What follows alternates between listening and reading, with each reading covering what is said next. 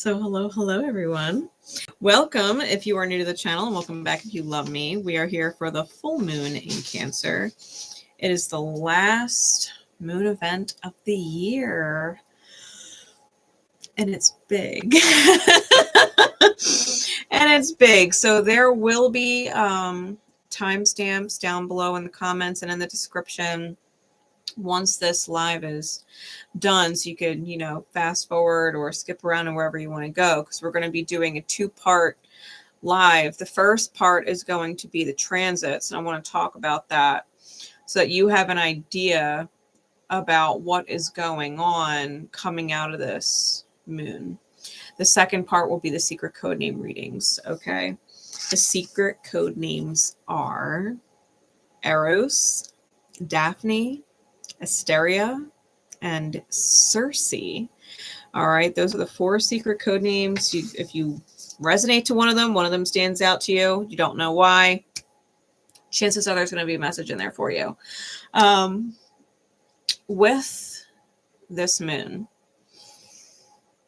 after the live is over, it's going to be special for channel members only, but I have a big time like moon ritual with different candles and things like that prepared for this event. That's why I'm a little later than I normally am. I have, I don't know, like 8 candles, 8 different candles with intentions set and ready to go. So if you are a pineapple patron or higher, you will get to witness and be a part of that, because this moon, to put it in perspective for you, Pluto has been in Capricorn for a hot fucking minute.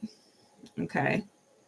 And this is the last moon taking place, the last full moon taking place while Pluto is still in Capricorn, with the sun and moon in there with it.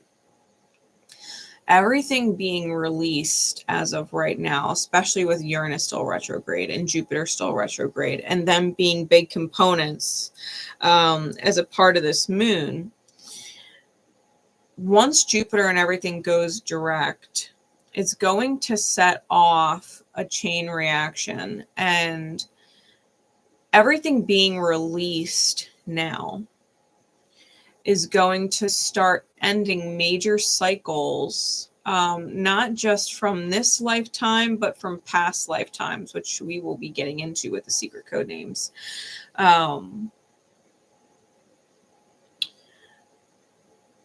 Pluto, ruled by Scorpio, and aspecting on Venus, by the way, they're in sextile right now, Pluto and Capricorn and Venus and Scorpio.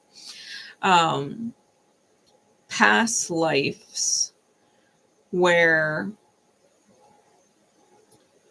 we do things and we don't understand the consequences. Okay.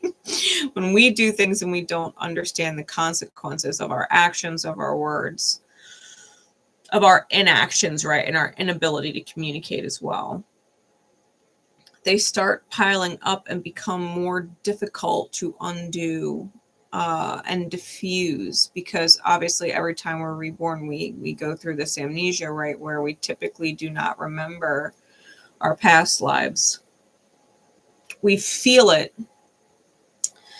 pings of it, when we connect with certain people. Certain souls feel really familiar, but that is not always a good thing. And with Venus being in Scorpio, which is Pluto's home sign, and Pluto on its way out of Capricorn for the next like 220 some odd years before it returns to Capricorn in general, we're undoing multiple lifetimes, okay, of how we invest our energy and how that creates karmic bindings, because Capricorn is ruled by Saturn. It's restrictive, it's binding, it's ruled by time. We're letting go of a lot of things We're letting go of a lot of things. So you guys get an idea of what I'm looking at, because I don't know how to do all that fancy screen share shit. I'm old school as hell, and I deal with printed paper and drawings. This is what I'm looking at. So standard aspects, that includes orbs, right? A range of degrees. And then the tight aspects, which are highly significant because they're within a degree.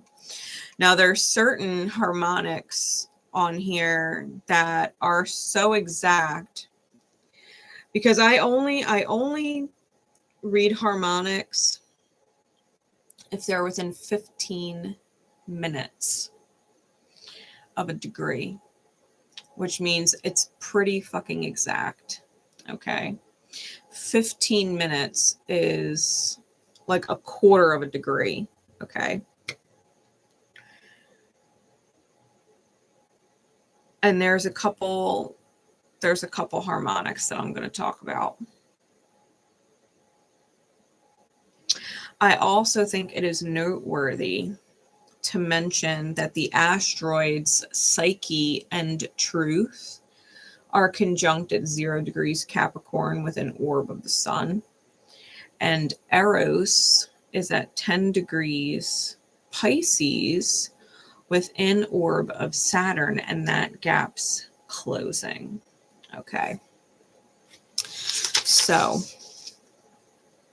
getting into these transits. The moon and the sun, okay, they're at 4, almost 5 degrees Cancer and Capricorn. When we deal with the duality of Capricorn Cancer, and this is, the moon is literally like within 2 degrees of my ascendant line. It's technically in my 12th house. I'm a 6-degree Cancer rising. When we talk about this polarity, Cancer being the nurturer and Capricorn being the investor, right? We have the typical mother, father, right? 4th house, 10th house type situation in the energy. It's never good when you're dealing with polarity energy to lean heavy in one direction or the other. The idea or the mission would be to integrate the two to balance, right? Yin and yang, to balance the scale. With this energy being in the 12th and 6th house, like it is, okay, based on the time, it's 5:06 p.m. Central Standard Time. Okay, you could see that the moon is there in the 12th house. The sun is in the 6th house. Okay. You're dealing with things in the subconscious, the 12th house. You're dealing with fears. You're dealing with hidden adversaries that second as your hidden angels. Okay, they're the people who play the villain role in order for you to heal. Okay, so they're hidden enemies, but also hidden angels, right? They kind of tie that line and skirt in the 12th house. When you've got a moon there, you have to learn to love your enemies and face the fear of being afraid to truly nurture and love the self, especially letting these adversaries go, which is ultimately the point, right? And that's a lot of what the moon event ritual with the candles and everything is going to be about. Afterwards, it's going to be about forgiveness, forgiving the people that have hurt us and the people that we've hurt. It's going to be a big release. The sun being on the other side of this in Capricorn, in the house of service and health, right? The 6th house. It is asking you to decide, learn, figure out where you should be investing your energy in regards to loving yourself moving forward. So can you learn from lessons of the past, right? Can you see red flags? Can you feel intuitive pings and learn to take a step back and not be propelled forward, but to actually let it unfold a bit before you choose to invest in it, right?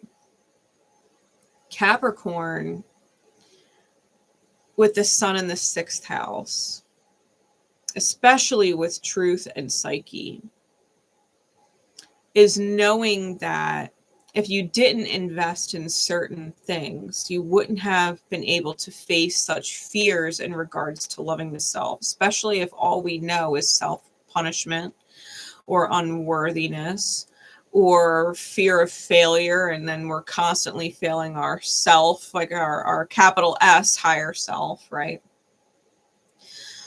We have to be able to take into consideration the truth of our psyche in regards to our health and shine light on that, right? To choose masculine energy, yang, the sun, to choose an alignment with what is psychologically healthy for us. Okay, especially in regards to love and past life partners. Okay, because like I said, Pluto and Venus are big factors in this. The other factor, like I said, is Piscean energy. And we're looking at Saturn being in there because Saturn is the natural ruler of Capricorn, right? Saturn being in Pisces, Pisces ruling the 12th house, which is where the moon is, and they're in communication, right? Saturn is definitely in communication with the opposition going on between the sun and moon. Okay, it's sextiling the sun and trining on the moon. Eros is in there. And so, you know, I put up a post earlier talking about the lessons of Pluto and the benefits of quote unquote white magic or light casting, right? Light intentions of love and light, right? And how it is truly the only way to break or undo black or dark magic, right? We're talking about things that bind the soul in Pisces and how that's communicating and relating to the fears that we have in this life, where we decide to invest energy or not to invest energy, and how that really needs to transform, and that who we love and how we love shifts, right? It is not enough to say I love you to someone. You have to be able to support them psychologically, right? To make them feel safe psychologically, because you can say I love you to someone all you want, but if they're walking on eggshells or if they're unfaithful, right, psychologically, that's damning to somebody. So it's not enough, right? I love you. The words are not enough. It's a matter of action, right? Like, and as an example for myself, I'm straight edge. And I have a very difficult time not being psychologically triggered when I'm in the presence of partners who are also addicts, right? I will not date or be intimate with someone who is actively using substances because it sets off psychological triggers in me. I have PTSD-like responses when my partner starts to partake in substances, okay? I can be around other people who drink or do drugs. That's not the issue. It's the person that I need to build life with, my partner, right? When they're drinking or doing drugs or partaking in other addictions, it makes me feel wildly unstable, like my future is wildly unstable and unpredictable, and I don't like it. Psychologically, it stresses me out, right? So for me to invest my heart in something, they really do have to be straight edge with me. You know what I mean? I'm unwilling to invest, right, in things that trigger off that psychic fear, right? That's where my adversaries come from. My Cancer rising trines on my Pluto placement in my chart. I am a natal Pluto in Scorpio, and they're both at 6 degrees. So I have literally an exact Pluto trine on my ascendant. If you're going to move forward, right, investing in people in a particular way, then you also have to acknowledge the kind of person that you are and what that attracts as far as what others are investing in, right? Taking it from the other end of the spectrum. If you are who you are, what is on the table as far as people are investing, if they were to choose to invest in you? Like, okay, you're loyal, they're investing in a loyal person, and yes, you're considerate of them, they're investing in someone who's considerate. But are you also an addict? Do you come with financial problems? Do you come with, you know, fill in the blank? And is that psychologically damning for a partner? Because both perspectives have to be taken into account moving forward with these transits as they continue to progress between this full moon and the next one. Because we're going to have the Pluto-Sun conjunction on January 20th, which is before the next full moon. So this is all a part of the release cycle, right? All a part of the release cycle. What can you invest in that is healthy for your psyche? What do you need you that is also healthy? Are things that are unhealthy, you or what you're looking for, now is the time to change that. Now is the time to transform that like for good, permanently. Hey, Shock Proof, how you doing? Yeah, now is the time to transform that why can't I say the word permanently? Transforming it permanently, right? We're talking about fixed energy, we're talking about binding energy, we're talking about cardinal energy, right? Cancer and Capricorn are cardinal signs, and then we have fixed energy going on with the Venus Scorpio, and really releasing things that have bound our soul, because Saturn, in being in Pisces, is mutable, so it is changeable even though it's Saturn.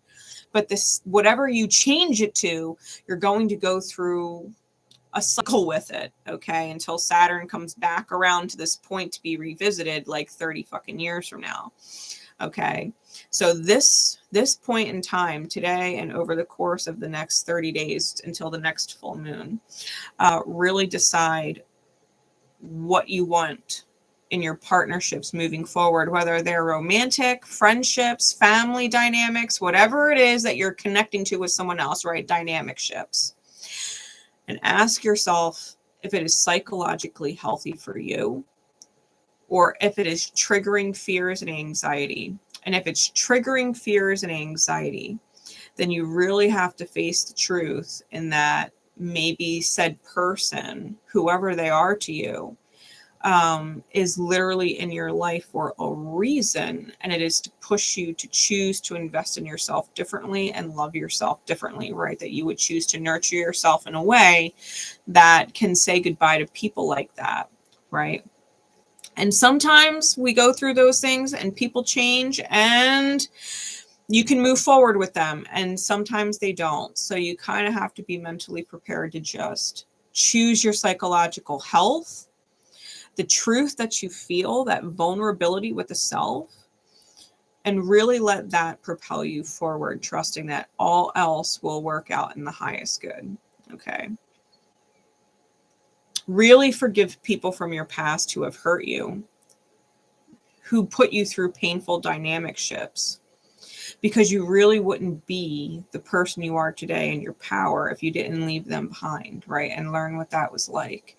So hold gratitude for your hidden adversaries and forgive them, because on the other side of things, they really are your angels, okay? They really are your angels and chose to take the villain role, depending on how low you had to go in order to transform and heal this, right? Because that's the thing about Pluto.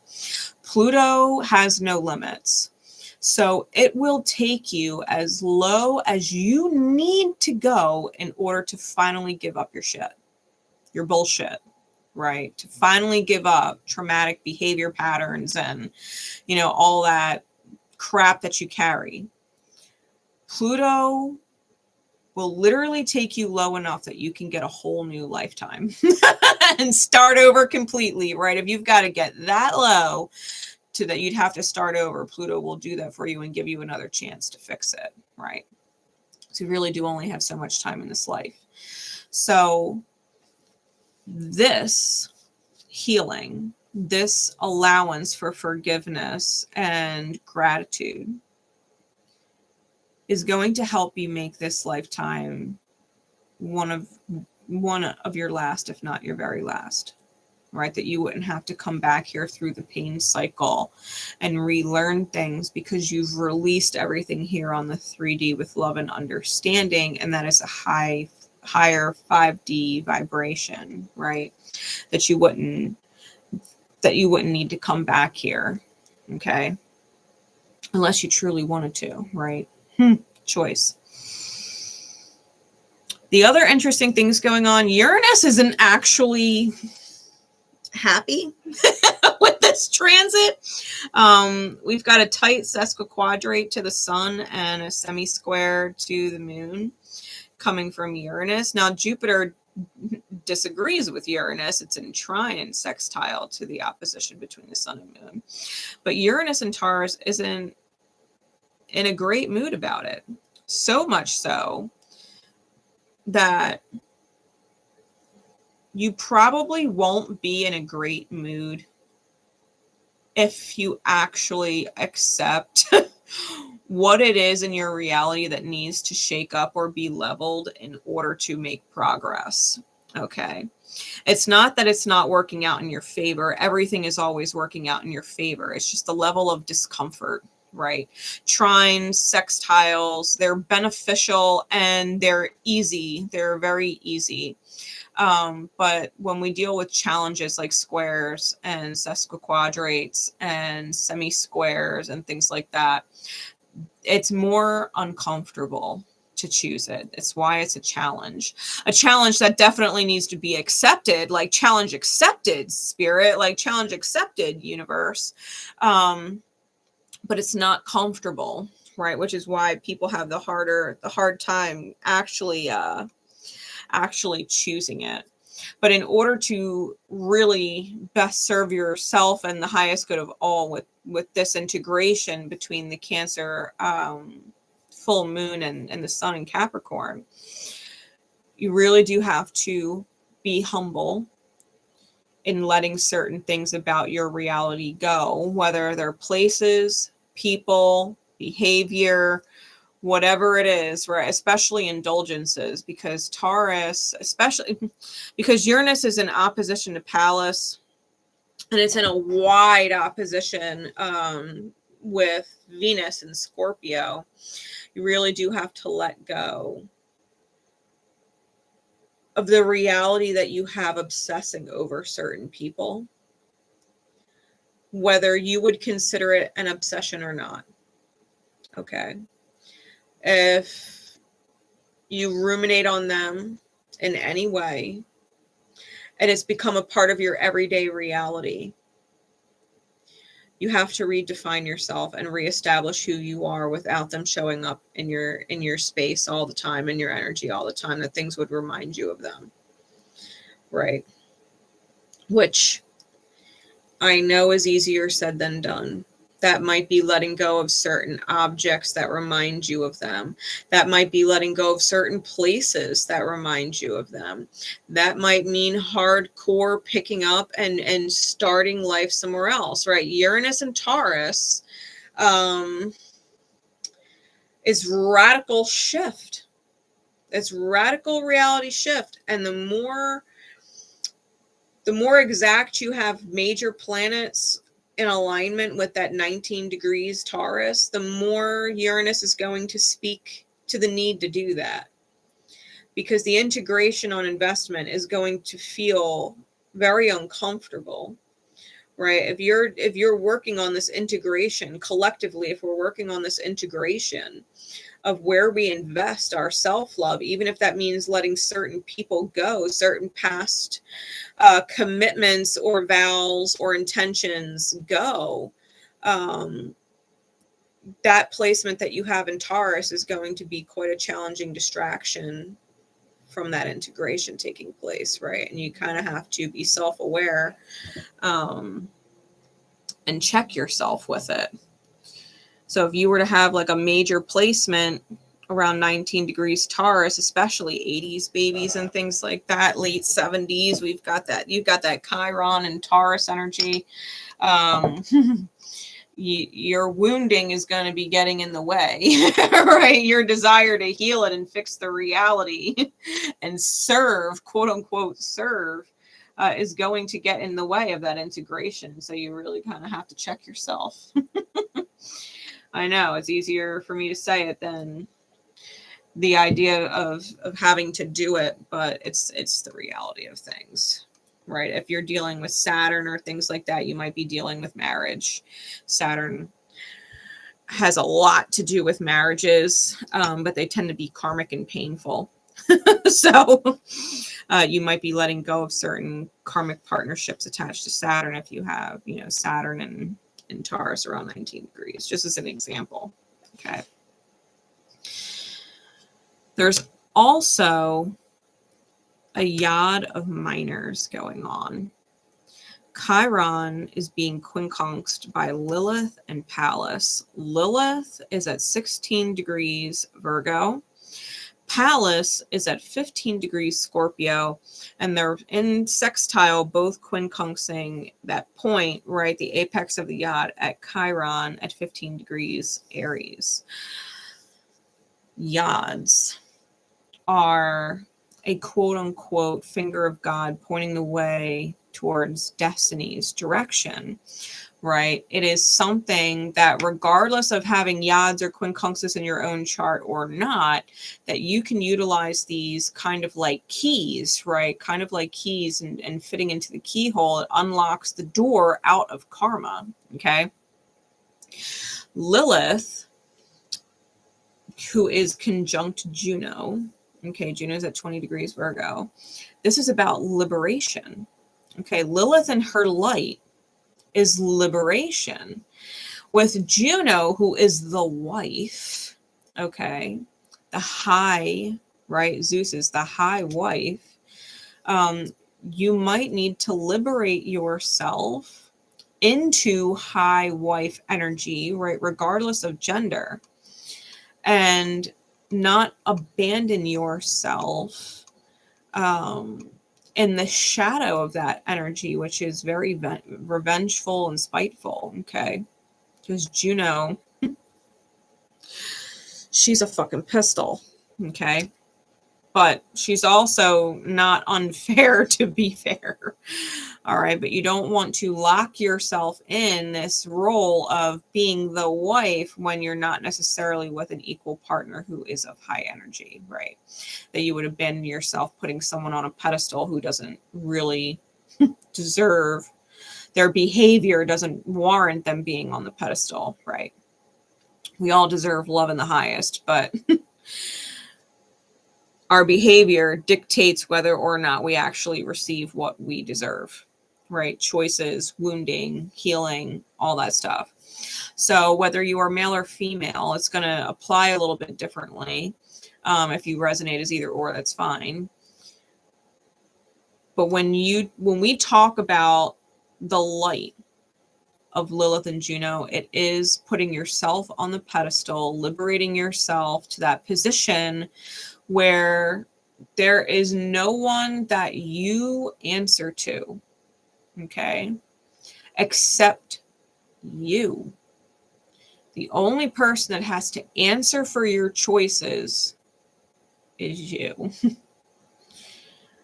Pallas is our defense system, okay? Pallas Athena is strategic. She's a goddess of war, right? Pallas Athena.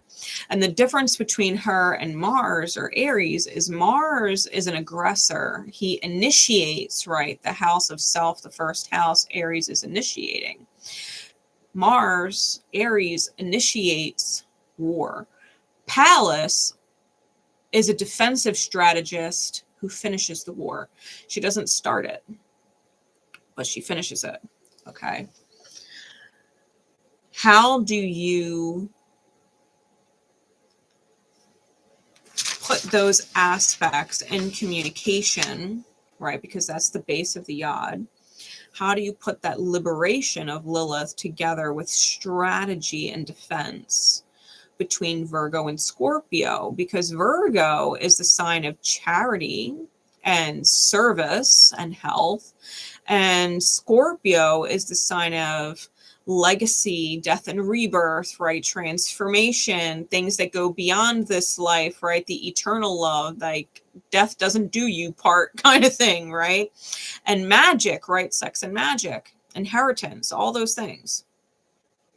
So if you're going to defend your ancestral lineage, right? If you're going to defend your own almost like Kundalini energy, right? Between sex and magic, it's your Kundalini energy. It's your power center, right? That you would use your energy and the desire to heal your ancestral line and liberate the self so that you and others can be in better health. It is in the third house, Lilith. And so these things need to be communicated, right? You can't get out of communicating it, which is maybe the biggest obstacle, because it's taking squares to Mercury, right? Juno is taking squares from Mercury and Mars in Sagittarius. You have to be able to communicate it with tact. It's not Sag's forte, to be completely fucking fair, and Mercury's in detriment squaring Neptune. The Mercury-Neptune square, you can very easily put your foot in your mouth and sound like you are talking a whole bunch of bullshit that makes no sense. Like threatening to leave somebody when you know dang right well you ain't gonna fucking leave. You're just pissed off, right? And saying hurtful things or deeply cutting things with Mars and Sag that are truly not warranted or actually going to solve any problems with the psyche, okay?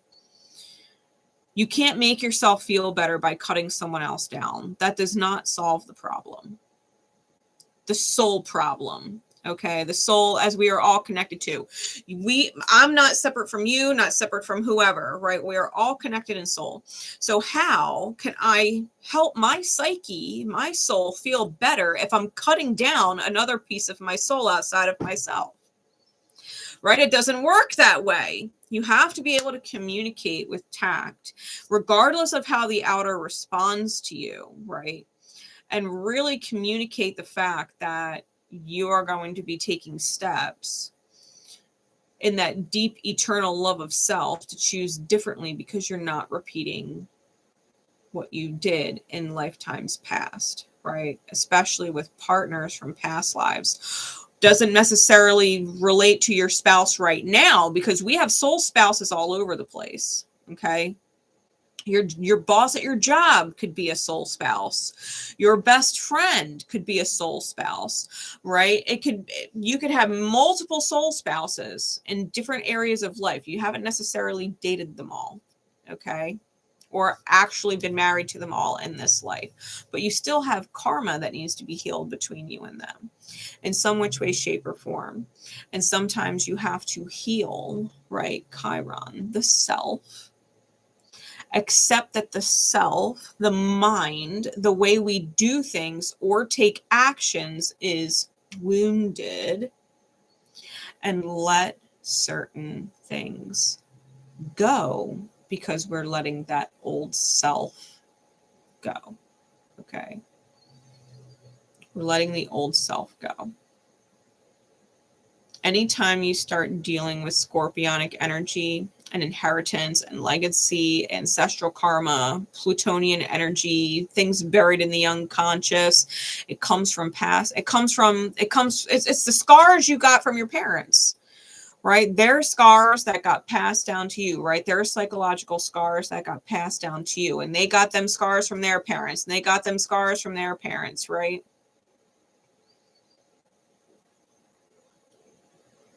You have to let go of the aspects of yourself that are your father and are your mother, that keep connecting you to these past life soulmates that really do need to heal, right? Connections made through sex, right? Literally, Scorpio is the 8th house, rules sex, ancestral karma.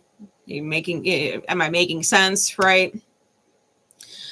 Anytime it's passed down. So do not saggy blunt fly off the handle or say things or do things that you don't mean or intend to hold up on. Mercury is still retrograding, okay? Don't be swearing up a storm and promising this and promising that and blah, blah, blah, blah, blah. Like, this is about undoing mental patterns. This is about undoing old visions, right? Sagittarius is the visionary. It's about undoing old visions. Maybe you pictured happily ever after with a certain partner or a certain friend for the longest time. And really allowing yourself to revamp that vision, because maybe the more you get to know someone's wounds, the less interested you are in upholding that vision, which makes you visionless. And if you have no vision, you have no direction. If you have no direction, then life is happening to you. You're not a conscious creator then. You're an unconscious creator. And that means you're receiving things in alignment with your energy. And if you're wounded, that's gonna suck. It's gonna suck. So you really need to revamp, right, your vision and decide if the vision that you're holding is actually healthy for you, right? Because we were talking about the psyche. Is it psychologically healthy to uphold that vision? You know, because I'll tell you, my quote unquote counterparts, I loved him more than you could imagine. Right? Beyond this life, swore to love him beyond this life and beyond this life forever. My soul loves his soul, and it does. But damn if I'm going to be psychologically abused. You know what I mean? Like, the happily ever after that I was envisioning in my mind was not actually possible when I was getting hit with the face value facts of the reality, right? Which is the polarity of Sag, right? The polarity of Sag is Gemini, and that is the face value facts of the reality. You can have the best vision in the fucking world. Best vision, best intentions in the world. But if the reality doesn't sync up with it, it doesn't sync up with it, you know, and you kind of just have to accept it for what it is, love it, and let it go so that it can heal, so that even if you don't get to experience it with them in this life, that maybe you can experience it with them in another life. Because time, it really doesn't stop. It really doesn't, okay? It goes on whether we're here for it or not, right? And if you're going to come back and relive lives, then really forgive them for the role they're having to play in order for you to heal into your self-empowerment, into your self-love, into, you know, your light, and hold gratitude. You know, that's the big theme with this moon. I don't think there's anything else I really wanted to talk about. Other than that Mercury Neptune square.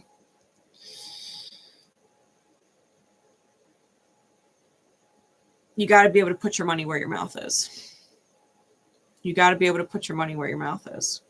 You have to be willing to do whatever it takes.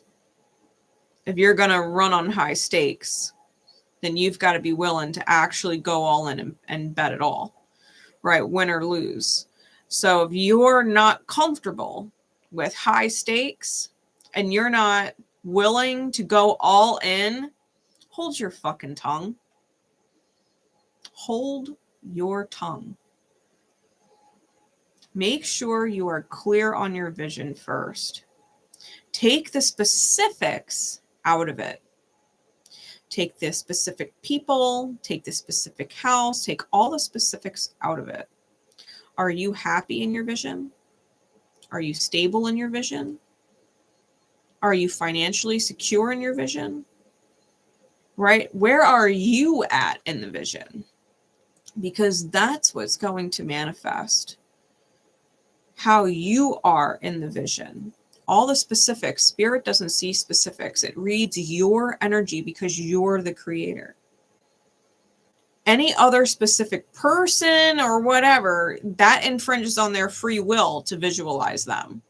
If you're picturing your happily ever after with a specific person, technically you're infringing on their free will, and that puts your vision and their vision in conflict, right? So you have to take the specifics out. What do you look like in your highest good vision when you take all the other characters out? Then let yourself choose from there. Because either someone else is going to fit that vision and they're psychologically healthy for you, they're worth investing in, or they're not. They either add to your life or they don't. They help you feel more psychologically stable or they don't. They're improving your psychological state or they aren't. So you really got to decide what is your vision and who and what are you investing in with that vision. Be ready to go all in. Be ready to go all in. But don't go all in before you understand what I just said. Forgive the people who have hurt you. Align yourself with the truth, your truth, and invest appropriately. Okay. Invest appropriately. Communicate clearly. Figure out what words you want to say before you say them. Right? That liberation with Lilith and Virgo. Paired up right with Juno. Palace, being defensive, not starting the war, but finishing it. Know that someone else will create an opportunity to have said discussion. You do not need to initiate it. The divine will give you the opportunity when it's divine. And in the meantime, just know indefinitely where you stand. Know what words are best chosen when that conversation presents itself, because it will. I promise you it will. And you won't have to force it. The divine will line it up so that it works out in the highest good. Right? Trusting divine feminine energy, trusting in the light of Lilith energy, which is not forcing with choices, masculine energy. It is receiving experience and opportunity, feminine. Okay? Do not force conversations. If you force conversations or come at people like you're attacking them, it's gonna blow up. I promise. Mars, Mercury retrograde in Sag, squaring Neptune, you'll get nowhere. You'll get nowhere. Okay? Promise. Get your words straight. Okay? Get your vision straight. Get your soul in alignment. Start to forgive before you go into a conversation. Okay? All right.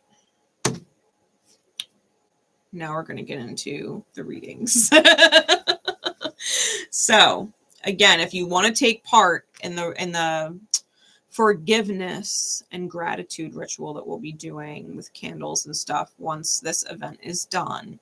You will have to be at least a pineapple patron or better. Okay, all of my channel members are going to have access to those candle lightings and how the candles are burning, right? Updates on those candles during the duration of their burn time. Okay, if you want to be a part of that, if you want us to hold space with that energy for you, to help you forgive, to help you move on from people that have hurt you, to break past quote unquote curses so that you could finally be free, right? It is a white magic or light work intention. Okay, if you want to be a part of it, you can do that.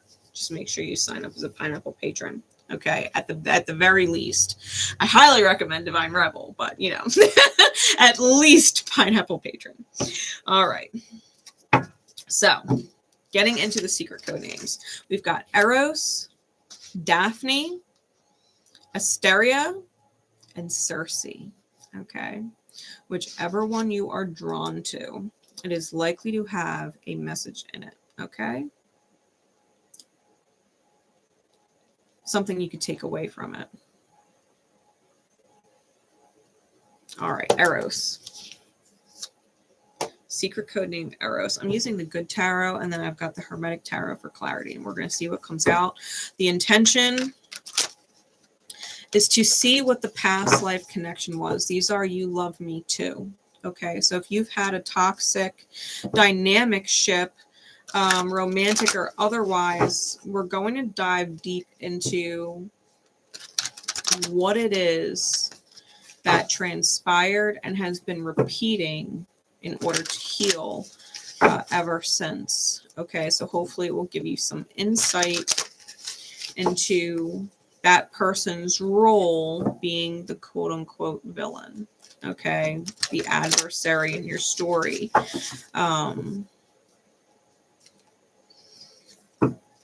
So that you can heal it, release them moving forward, so that they don't have to continue in the villain role, right? So they could be free of that themselves. Let's get a new timestamp.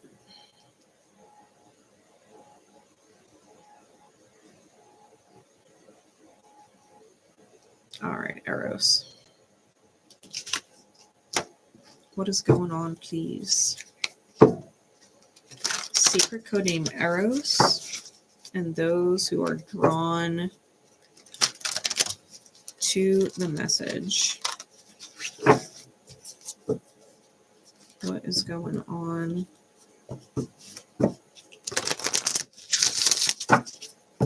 With secret code name Eros. And those drawn to the message.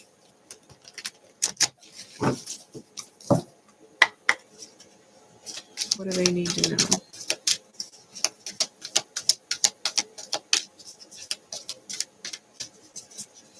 About the person who loves them too.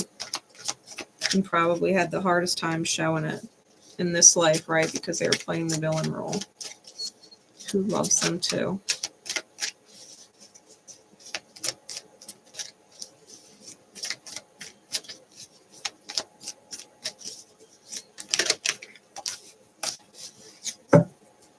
Okay. So we got the Ace of Air sideways, sideways with the Messenger of Water. Okay, so definitely Piscean energy here, and probably someone who had a really hard time telling you the truth. Might have told half-truths.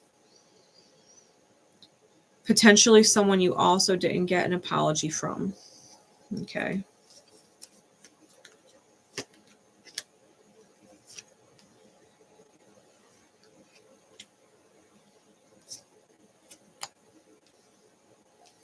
You were holding on, trying to carry their burdens, trying to ease their life. I got the Four of Earth with the Ten of Fire, the Three of Water, the Tower, the Death card, and the Ace of Earth. So with this person, you really did hold on. You were trying to carry their crosses for them. Like you knew they were in pain. You probably understood where their pain came from.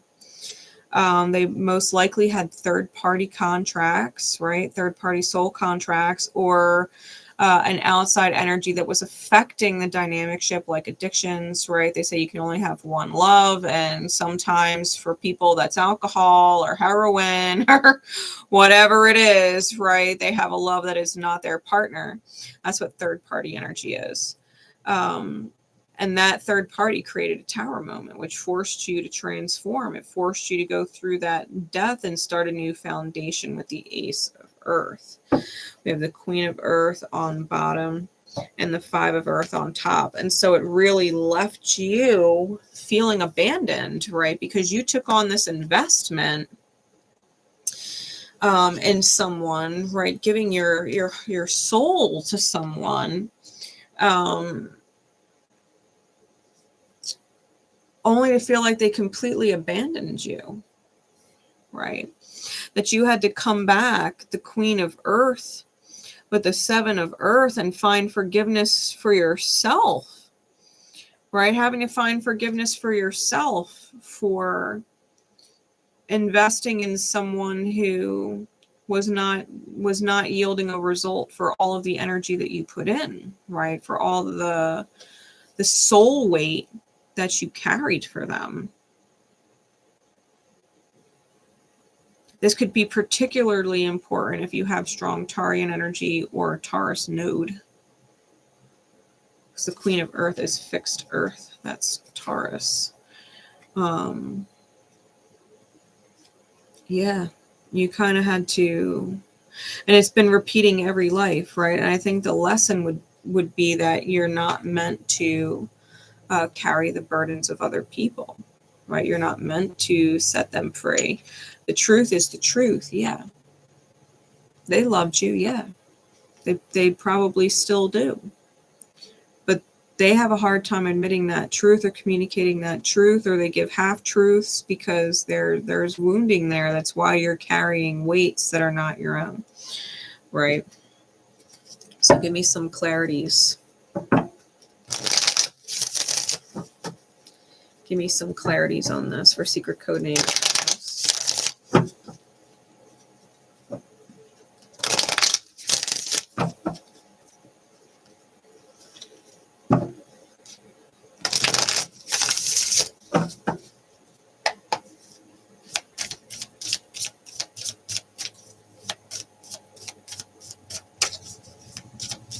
You might have written poetry about this person.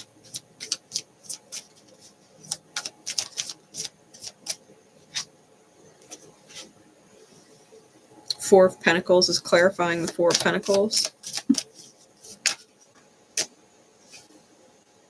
Yeah, the Moon is childhood wounds. The Ace of Swords is out twice now. King of Pentacles is out with the Queen of Pentacles. Yeah, it sets you on your own journey. The Tower moment was you receiving, right? When I talk about, when I mentioned it earlier, right? When I was talking about if you have specific people, right, inside your vision, your happily ever after vision, right, has someone specific in it. The problem is you're manifesting a specific individual, and that individual also has a vision. And so you visualizing a specific individual infringes on their free will. You're trying to manifest a certain reality with them in it, and them being a certain way that might conflict with their creator, yang, aspect, their vision, right? So you kind of have to visualize your energy in the happily ever after, despite the specific person, right? And accept that it may or may not be them, right? When you have a vision that conflicts with the free will of someone else and their vision, you lose the vision. Okay, the vision has to be rewritten. It's a forced rewrite, right? Spirit's not going to let you manifest something against the free will of someone else. It's going to force a rewrite, which, misalignment is a Tower moment. when we're not conscious creators of our own vibration, right, when we're visualizing our own vibration being in our highest good, we receive the experience like it's happening to us, right? Life happens to us instead of for us, right? When we're conscious creators, life happens for us.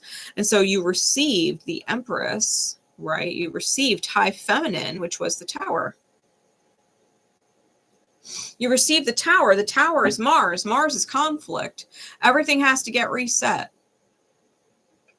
The vision has to get reset. Venusian energy, love has to get reset.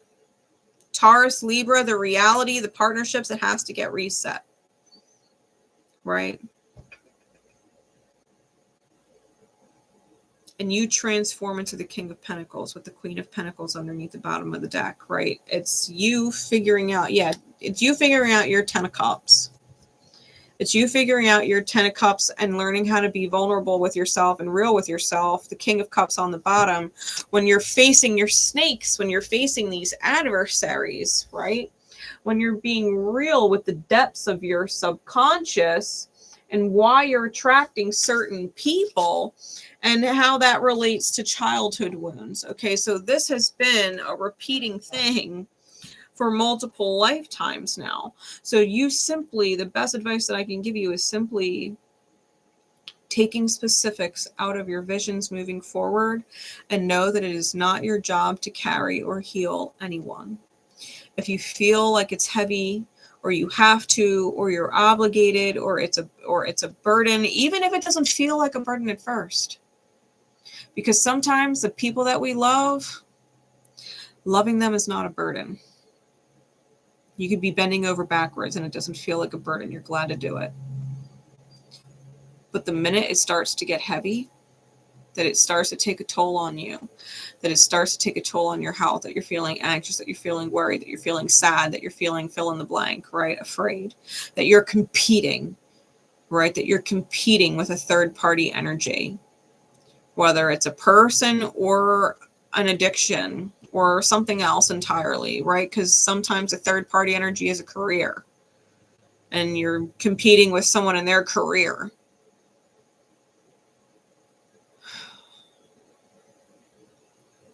It is not your job to compete.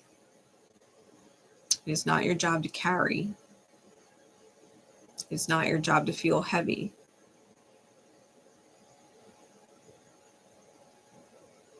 You can avoid this build and fall, right? This build and fall cycle, this investing only to have the investment seemingly go to waste, right? That you got to cut your losses. You can end that cycle by remembering it's not your job to fix anybody. Someone has a problem. Be guidance, not the solution.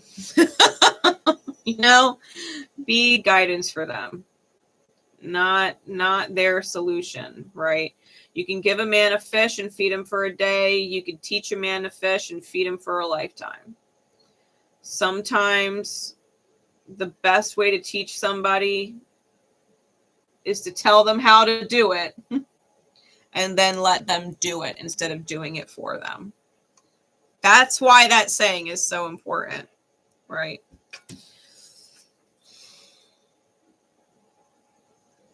You have to face the reality with the Ace of Swords on the Three of Water. Like a third party is a third party. If you're competing with it, then you really do have to tower it. And that's the truth. If you're competing with something else and it doesn't feel good, then you really do have to tower it and let it go. And forgive them, right? Forgive them that there was some kind of unhealed whatever from a past life cycle. But you're not going to repeat it anymore, right? That life cycle is done. Like we feel the soul recognition. We feel the familiarity, right? We all feel like we know people soul deep sometimes. And that is not enough to stay in painful cycles. Like there's at least 4 at my job that I feel that soul recognition with. And I've literally had to shut all of it down. I've had to shut all of it down, you know? So, hell, I've felt that with past friends. I felt that with past friends, and I've had to shut it down.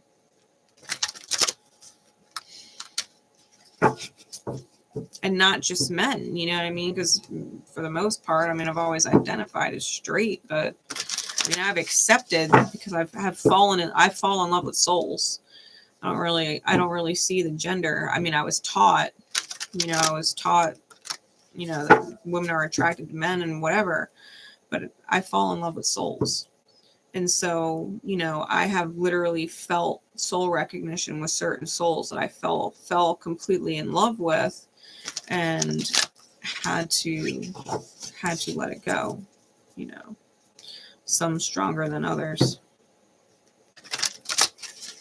But when you got to let it go, you got to let it go. If it's painful for your own psyche, then it's painful for your psyche. If it's heavy on you and it's causing you stress, or it's affecting your health in some way, including affecting your sleep. People don't even consider that most of the time. Like, if you're so stressed out that you're having a difficult time sleeping or getting good, well-rested sleep when you do sleep, whatever is going on in your life that is causing the health deficiency in the form of poor sleep, like, you have to accept and recognize the fact that it is not good for your health. It's stressing you out. It's not good for your health. Be solution oriented. Have those communications, right? We were talking about that with the transit breakdown. Have those communications. Think about what you're going to say before you get involved in the conversation, and then let the conversation opportunity present itself, because it will, right? Don't force the opportunity to have those communications. It will present itself. And let it go so that you don't keep repeating it in these cycles. Like, I was not about to teach my son the same toxic fucking cycles that my parents taught me. I was not about to teach him the toxic cycles that my counterpart grew up with, right? Like, no. We're defying ancestral karma. We are writing a new book, right? We are writing a new story. And that's kind of where you've got to be with it. Like, even if you have fallen so deeply in love with someone, right? Because it's secret code name Eros. Even if you feel like you saw this person, met this person, and your whole life was different, like, it's like a milestone point or a checkpoint. Like, there was life before you met this person and life after you met this person. All right. They had that kind of effect on you. I know my ex did. There was life before I met him and then life after. You've got to be able to break that spell, because that's literally what it is. Someone along the course of the timeline, right, the soul's timeline, cast a spell against your free will, and or vice versa. And you've got to be able to forgive it. Them for their ignorance, or you for yours, that you did something in a past life and did not understand the consequences. That you can finally forgive each other and let it go. That you can remember what it's like to be free and find happiness again in alignment with the highest good, and not your own ego's intention, right? Or their ego's intention, if they were the caster, that you could free yourself, because that's a fucking real thing. That's a real thing. Eros is pure chaos. And it's binding at that. That's why, as like Saturn gets closer to that Eros and Pisces, there's going to be karma for people who did not release, right? Did not release people that they have cast on from past lives, and vice versa. If we have not, willingly forgiven people like that because they were ignorant and did not understand and did not know better, they were acting from a wounded place and set off an energetic chain reaction, right? People don't believe in magic. Why would they burn the witches if the magic wasn't real? If it was just a bunch of bullshit and make-believe.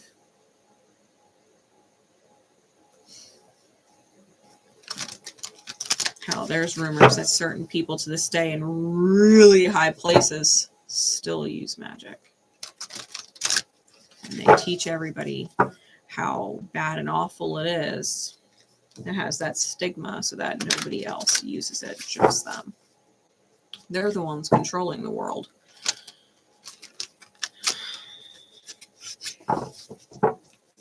I digress. Secret code name, Daphne.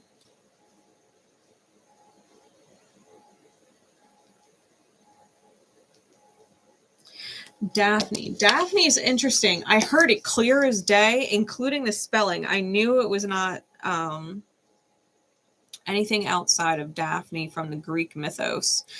She was, I don't know how to say it, N-A-I-A-D, like a naiad or a dryad or something like that. She was a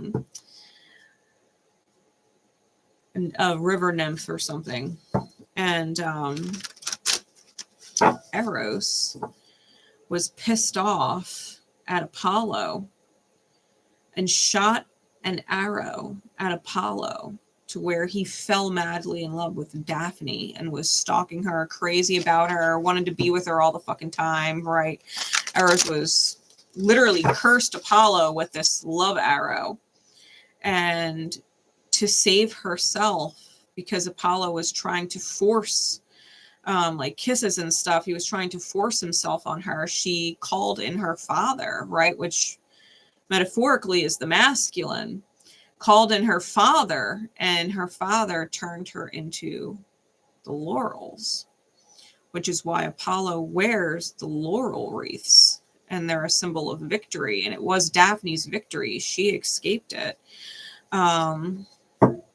But she was completely transformed in the process, you know? So that's why when people, even to this day, win something, they get a laurel wreath. It is literally the symbol for victory. And it comes from that mythos with Eros, Apollo, and Daphne, right? So Daphne was the unfortunate, innocent bystander in what was essentially a curse cast against someone else, right? A love curse. That's what Eros does. He matchmakes against the free will of people. Their curses. You feel yourself like you just got struck by Cupid's arrow with somebody. Do not partake. Do not partake. Consciously remind yourself that you're not going down that road. It is a curse. What is going on, please, Spirit? What does this connection look like that keeps repeating? That they love them too, right? The love is there. It's just hidden, right? That hidden 12th house moon. What is it? What does this dynamic shift look like?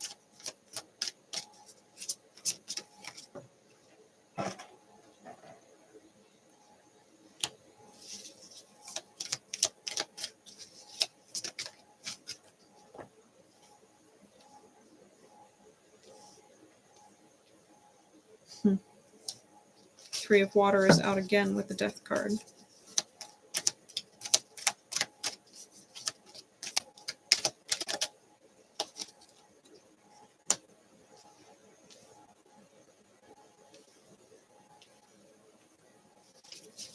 Give me one more.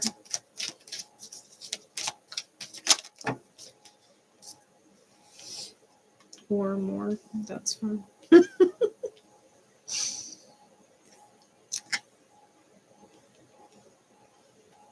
Okay.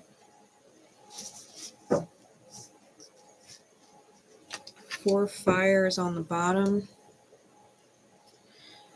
Judgment's on top.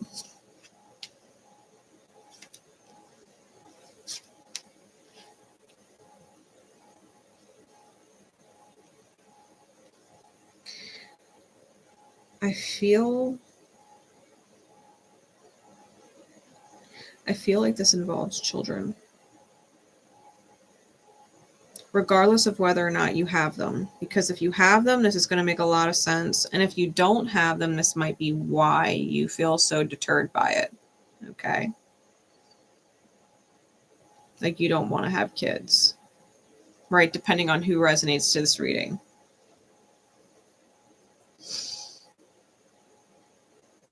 I think you have such a vision. And it stems from our parents, right? We're talking about ancestral karma. I think that your parents, on some level, wanted a certain life for you, right?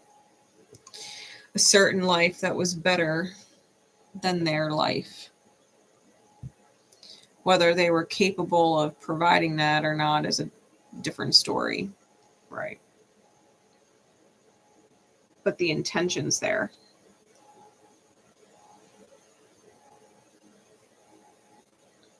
It's like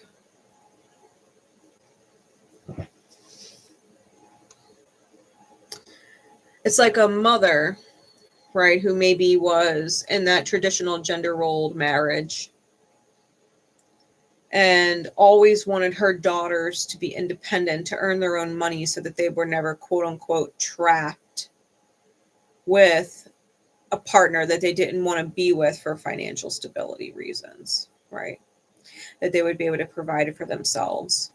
And so they're really strict on their kids about getting good grades, and you have to go to college, and you have to get a good job, and you have to this, and you have to that, right? You have to be able to support yourself so that you're not trapped like I am, you know.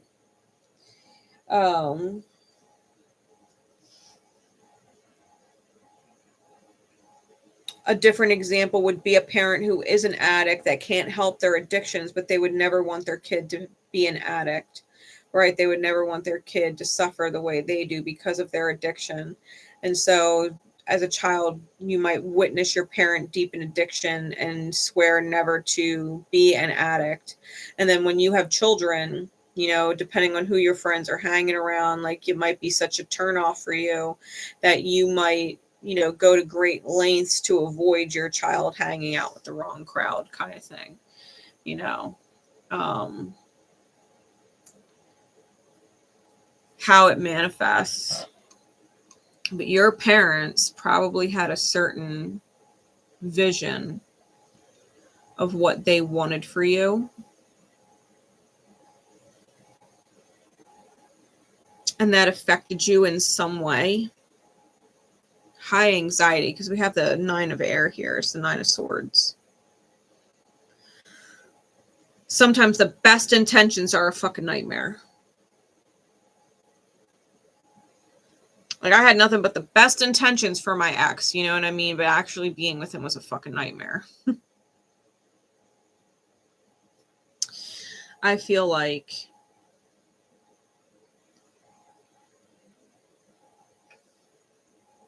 there's an expectation that's been passed down, or the act of expecting, which yields, you know, either joy and validation or disappointment and failure, right? That's the unfortunate dichotomy that comes along with expectations, right? Sometimes those expectations are met and everybody's happy and everything is great, right?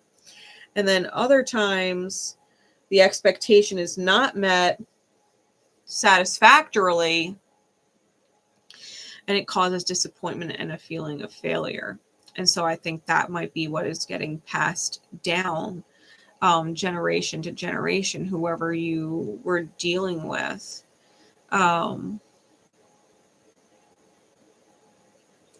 got Scorpio, Pisces, and Leo energy and Jupiter with Sag energy, the Wheel of Fortune on the spread. Scorpio twice. Yeah, I think that you have to be able to remember that love is a choice, right? That's the bottom of your deck. We have the Judgment card with the Lovers card. Love is a choice. And when we hold expectations on someone and tell them that they're either going to live up to those expectations and be successful and be loved, or they won't, there'll be a disappointment and a failure and unlovable, we take their choice away. We make it very difficult. Right, I'll say that. We make it very difficult. Because if they don't do what you want, then they're guaranteed to fail. They're guaranteed to disappoint. It's like taking their choice away. And so we go living this whole life based off of not wanting to disappoint someone that we love, right? But ultimately suffering if we do that. Like, my parents, my growing up, I had a Cancer mother and a Scorpio father, and then I had four earth sign siblings, 2 Taurus, a Virgo, and a Capricorn. I was the only fucking Sag.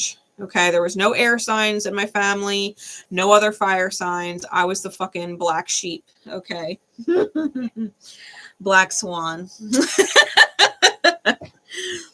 And it was expected. Like, you get really good grades in school, you go to college, you get a good career, you get married, you have kids, you grow old, right? With your partner and whatever. That's what you do. And my 3 earth sign siblings, well, 4, I have an older half sister, did that. Especially the 3 in my immediate family. They got good grades in high school. They went to college. They got really good careers. They ended up getting married and having children, right? They did the whole thing. I was not. I was not fitting that mold. I'm pretty sure my stellium burnt it. I had to do things my own way, which was constantly making me a disappointment to my mother, constantly making me unlovable, unchoosable, right, to my father, especially because he was trying to also meet my mother's expectations. We were all beholden to her. They wanted me to go back to school. They wanted me to be an architect. They wanted me to be this or that, right? And I was an artist, and I loved psychology and was really into science, and I've learned astrology and tarot cards and loved my crystals. You know, like, from the time I was fucking 12. From the time I was 12, I got my first deck of cards. Literally this deck of cards when I was 12. So, you know, I did not fit that mold. And I've had to remind myself to take those expectations, right, off my son. And to let him know that I'm not going to be disappointed no matter what he chooses, as long as he's following the beat of his own drum and he's happy. That he could support himself in his life and support those that he loves in the event that anything should happen, that the people that he loves would be supported, right? That he can be happy in his life. That's all I ask. I don't care what he does. I don't care if he goes to college or doesn't, right? If he does or doesn't, I'm going to love him anyway. You know, if he wants to be someone who works with wood and metal, or he wants to get a certification, or whatever, you know what I mean? Like, that's my point. I'm side ranting. That's my point. I think that you've been through a process where you had expectations put on you by a third party and watched yourself wither. Watched yourself go through this death process, only to have to come back in your own strength. And that finding your own strength in and of itself felt like you were in a prison, right? Because I feel like you might have found yourself in this space where you knew who you wanted to become, but didn't yet choose it, right? Because of the fear. And really having to overflow that love to yourself with the Ace of Water. You know, we have the seahorse who's holding the pearl. And pearls are formed through great discomfort, right? The clam, the oyster, they deal with the grit, the discomfort and the agitation of the grit in order to form that beautiful pearl, the value of it all, right? That all of that discomfort was worth it. I think you've had to go through this process and really be your own leader, choosing what you invest in, right? The king of earth is Capricorn. It's cardinal earth. You've had to change your fate after being wounded, right? To find that strength within yourself to keep going when you're practically running on empty or you're running on fumes. Because you knew you had to see something from a different perspective, right? You had to take that moment of spiritual pause. I think you reached a point with yourself where whoever it was that created this for you, like your parents, you find each other in every life and you find them in other partners, right? In this life through other people that reiterate that lesson. Like you might feel like your partner has expectations on you that aren't even there. Or you attract partners who literally have expectations of you going into it, right? And this would having to be rewriting that, right? To forgive your parents for teaching you that expectations are normal, that your outer validation from someone else is normal, being a disappointment, right, is normal, and moving forward with that you wouldn't teach it to your kids if you do choose to have any, right? Or if you have any. And then understanding if you don't want kids, that's why. Because you don't want your kids to ever feel like a failure. Maybe you've learned to put expectations on yourself as a parent. You don't know if you'll meet them. And so you choose not to be a parent because you don't want to fail the expectations. Right. Yeah. It's too much of a burden. The expectations are too heavy. That's what this is all about. This is the past life. You know, keep getting passed down, keeps repeating, you know, type thing. And it might stem from the burden of making a choice. If someone else holds an expectation of you, then you don't have to choose. And you might be a failure in their eyes, but it's better to fail something that they wanted you to do than fail something you chose to do. Think about that. It's easier to fail at something that someone else expects of you because you never wanted to do it anyway. But what if you chose something you did want to do and then failed at it? That's a fucking fear. That's a hardcore fear. It might be underlying all of this, being afraid to follow your own path, right? That you would be afraid to fail yourself because you have expectations on yourself. Maybe unrealistic ones, you know? Yeah, you've got to cut the head off. The fears, you've got to cut the head off and kind of follow your intuition on this one. So what if it takes time? So what if you've got to fail and start over multiple times? I got the King of Pentacles out here twice now. Yeah, triple knights too. You have to be able to communicate your passion, your compassion, right? Passion and compassion for the self, even if it takes time. Like my YouTube channel has gone through, I think, 3 different name changes because I just wasn't happy with it. And the more I sat with it, I was like, I don't like it. Finally landed on Miss the Magic Rising. I was like, that's it. That's it. And people are like, how many times are you going to change your name? I don't even know what your name is anymore. And I'm like, I don't give a fuck. I got to feel good about it. Like, I don't care if you're disappointed or don't like it. You know what I mean? Like, I kind of have to do what I need to do. You know? Like, I've quit jobs. I've disappointed people. You know, like, I still got to follow the beat of my own dang drum. My ex was wildly upset when I left the company that him and I worked at together. Wildly upset when I quit, given I had good reasons. I had real good reasons to quit. And I did. But he was very disappointed.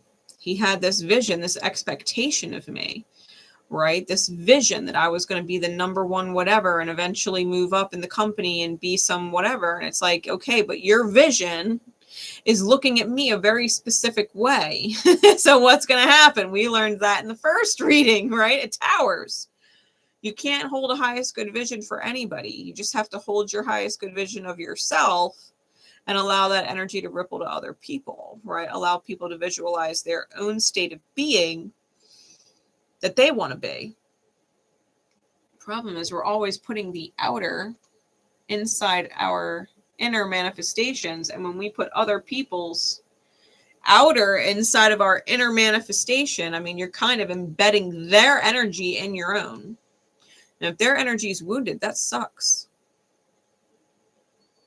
That sucks, right? That's why it's so important to focus on your own energy. Yeah, the Tower.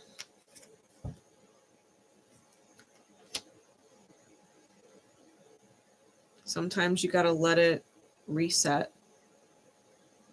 In this case, it's definitely finding forgiveness for those who put expectations on you, right? Who taught you that that was normal. Because I think what happens is, you know, it's the people that we love that are innocent that get affected by it. Like, we don't ever want to hurt our kids, right? Our parents who held expectations on us didn't want to hurt us. But we were chasing something, and the more we chase it, it forces it to transform into something else that we can't have anymore. You know, like Daphne transformed into a laurel. Like, Apollo couldn't chase her anymore. She was completely gone, different, something else, you know. And that's what happens. That's what happens. When someone's expectations are chasing us, someone's vision that they have with us, it just pushes us to be something completely fucking different that they can't even reach anymore.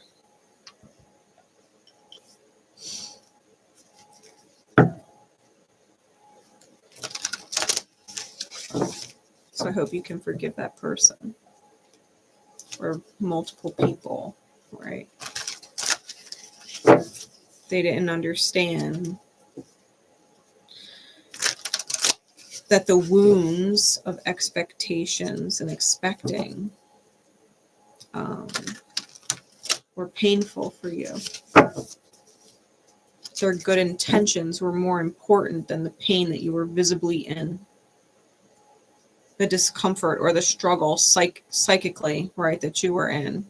Psychically and psychologically, right, that you were unhappy, under stress, that their expectations were more important than your happiness and your smile in the moment. The happiness of you walking your own path and self-discovery, right? That they, unbeknownst to them, were taking your choice away, and that's not love, right? Love is the presence of choice. They made you feel like you had no choice. And that taking choices into your own hands would be a blasphemous, how dare you, failure, you know.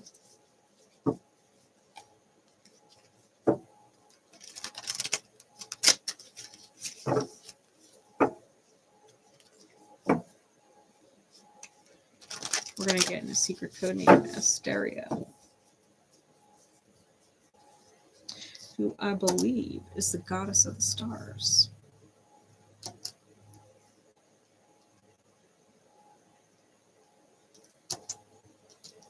All right.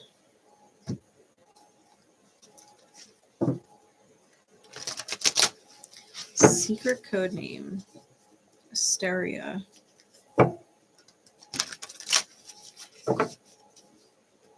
Specifically, I believe, falling stars.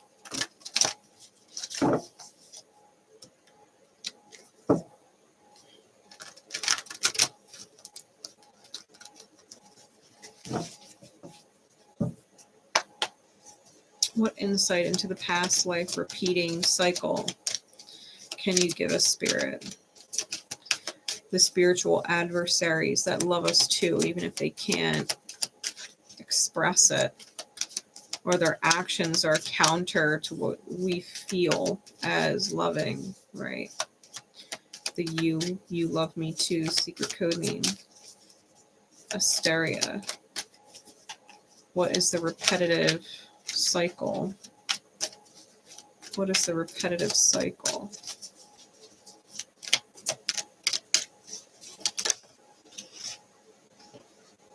Yeah, the death card. It's come out in every reading so far.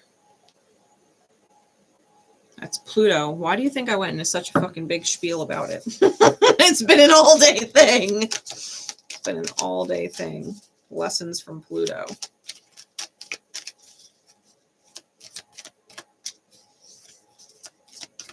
Insight, please.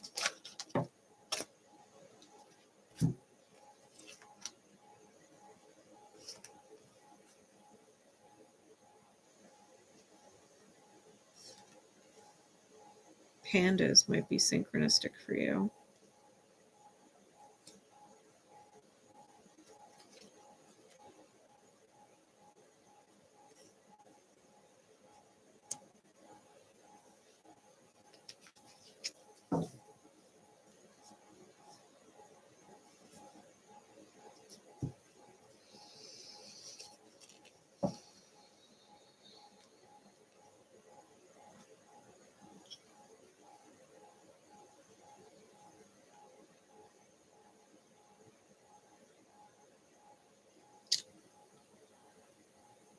King of Fires on top with Temptation or the Devil card on the bottom.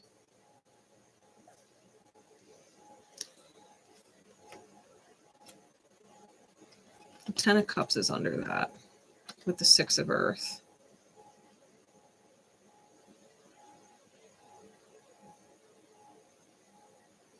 And what's interesting is the Temptation card, right? It depicts an apple that's bitten in the shape of a heart. And pictures of Pluto have shown that it literally has that kind of shape, a legit heart on the surface. And that reminded me of that. So even though it's the Devil card, it is still reminding me of Pluto, especially because it's in Capricorn, which is the Devil card's ruling sign.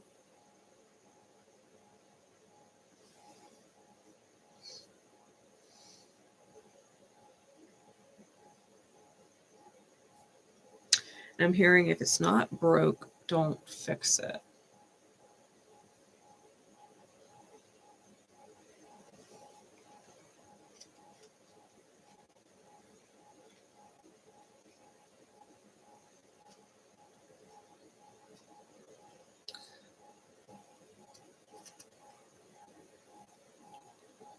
I feel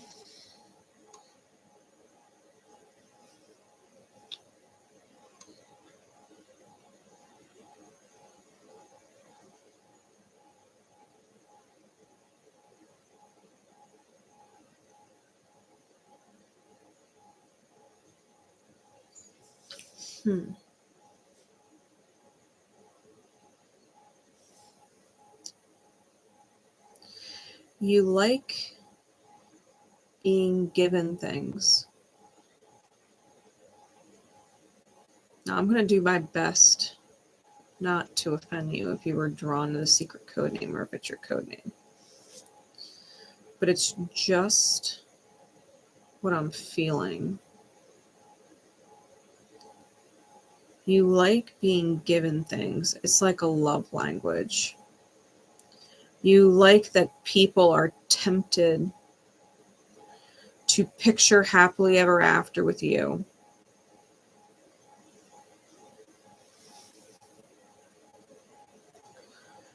And you might feed into that and communicate that.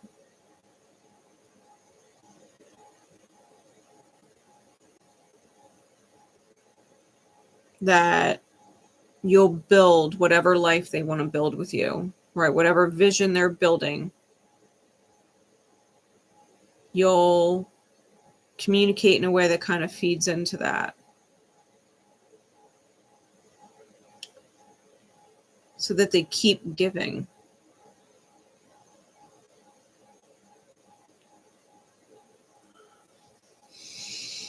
But you get pings when you do this, but you get pings, like intuitive prompts, that what you're doing is from a confused state, that you have a lot of choices. Why would you choose that one?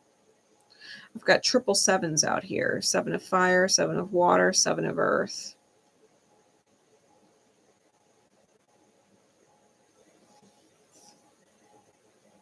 I think you're exceptionally lucky, quote unquote, lucky, finding people who are willing to make you a part of their vision, right? People who are willing to put you in the position of their highest good, happily ever after vision. But you already know it's not going to yield a result, like a long-term result, because you're not invested. You're not invested in it. They're investing in you. And you like that. But you don't actually want to do the investing, or at least not nearly as much as they do.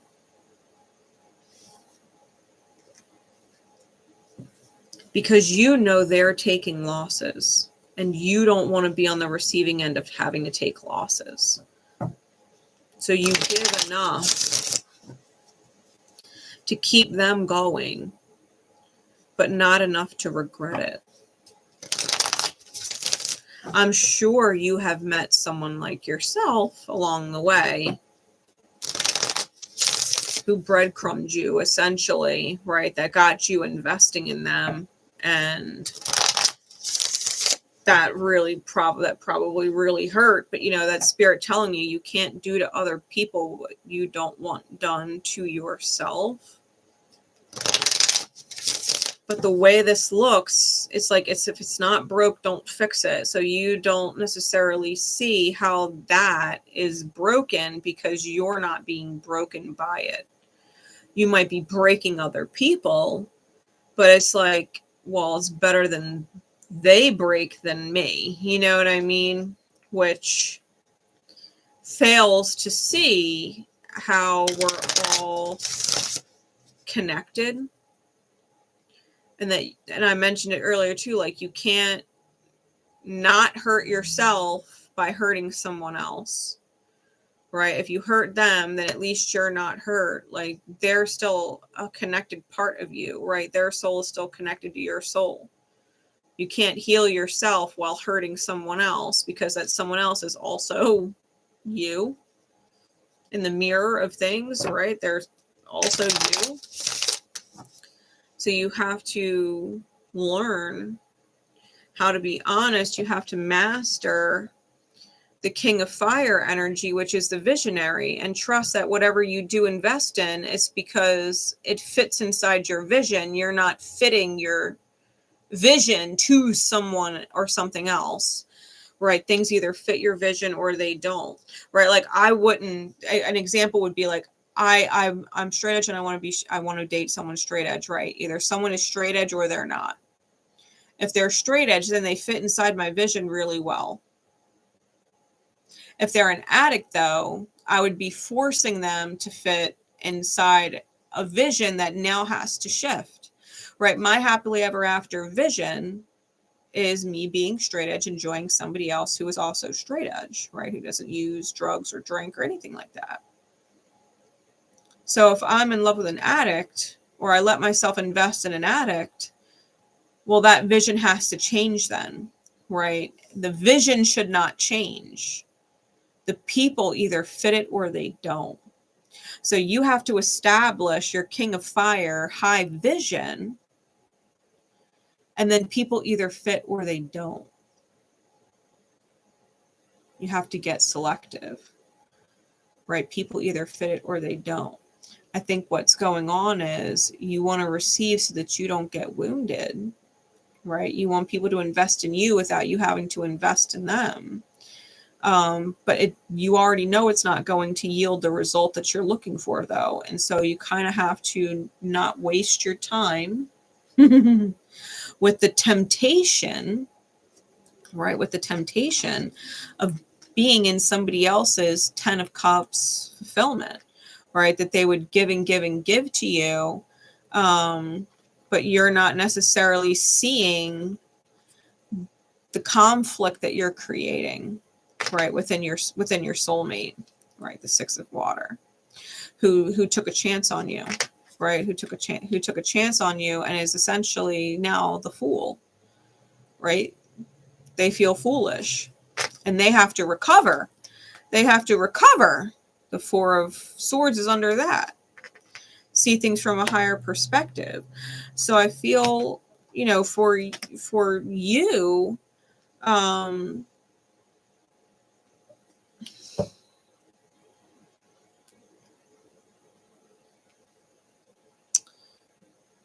you have to be able to stand up for the fact that you're a unicorn and that you actually deserve, right, to transform into your highest version of self and not limit yourself to the vision of other people, but to truly live in your own vision. Because I think that's the problem. You're living inside the highest vision of other people, that they're making you the object of their happily ever after. But you're not defining what your happily ever after is before you involve them in your life, or before you get involved and entangled in theirs. I think you wish for it, that value, right, that other people give you. But it's never permanent because you're not actually valuing yourself and what you wish for. I don't think you've established that truly with yourself yet. I think if you want to break this cycle, that you would have to establish your vision and then become selective and not waste your time with people who don't fit your vision. And maybe make time for people that do, that you wouldn't have otherwise connected to like that. Like, why do you feel unworthy of it? Like, you deserve it, you manifest it, but you don't keep it. You don't invest the same.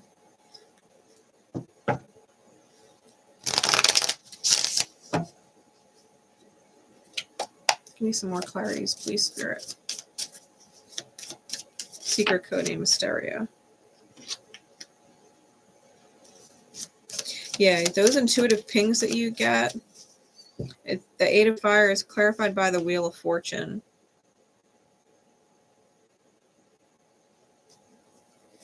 Yeah, when you're confused, you're in that Knight of Cups energy and communicating what they want to hear.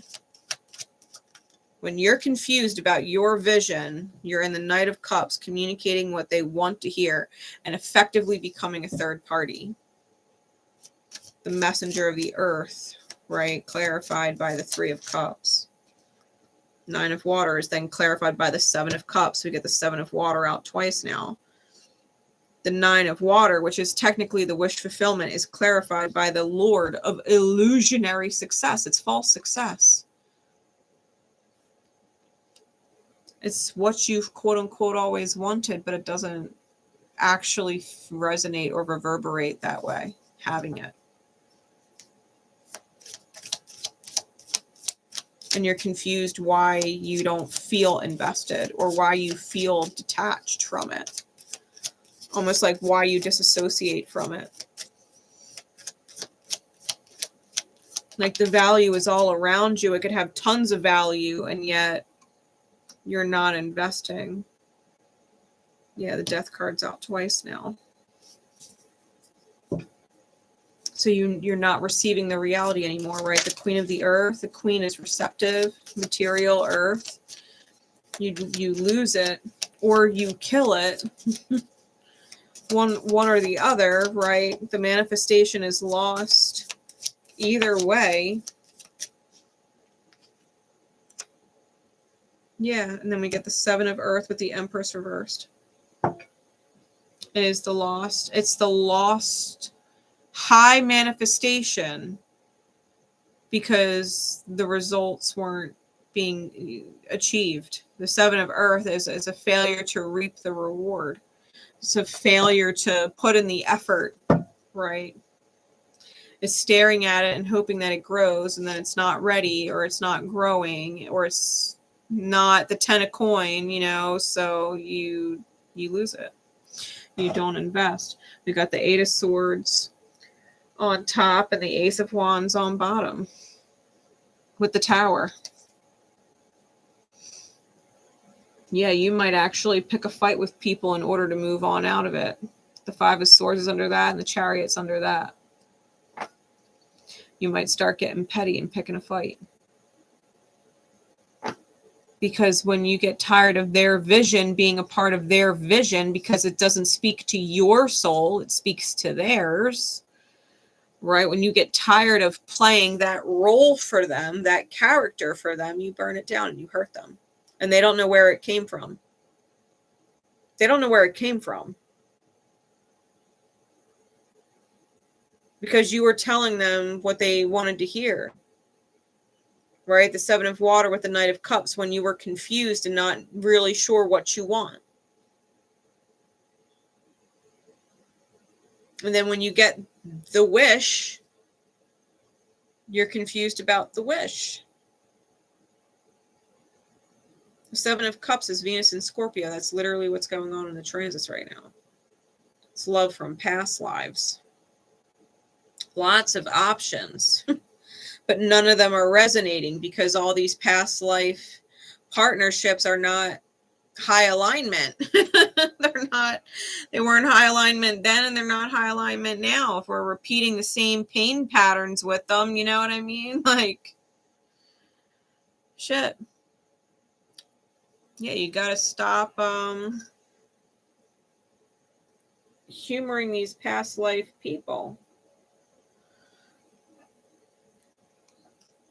You got to heal yourself and you know, feel the soul recognition, but know that the safety or the value of whatever you want to create is not going to come through them. It's going to come through you first. It's got to come through you first.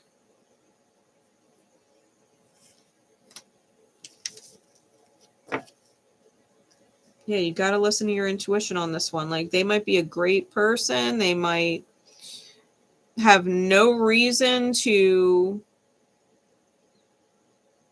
or there might be no reason to not want to be with someone like them and what they're offering. Their vision might be a beautiful one, but if Spirit's telling you it's not them, though, they're not your person, like, stop wasting your time and theirs.